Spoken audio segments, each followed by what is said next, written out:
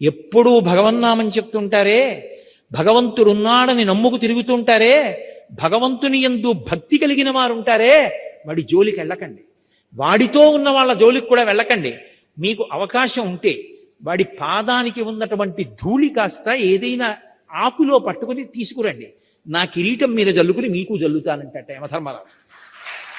భగవన్నామం చెప్పడం అనేటటువంటిది అంత గొప్పది అని భాగవతంలో వ్యాసుల వారు పోతన గారు నిర్ధారించారు. అటువంటి భగవన్నామం.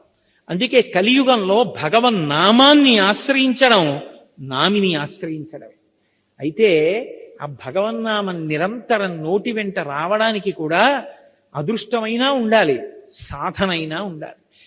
కొంతమంది మహాత్ములు ఉన్నారు, అసలు వాళ్ళు మాట్లాడుతుంటే మనకు అనుమానం వస్తుంది, వీళ్ళు నిద్రపోతున్నప్పుడు భగవన్నామం ఆగుతుందా అని. నాగమారుతి శర్మ గారని ఒక న్యాయమూర్తి ఉన్నారు.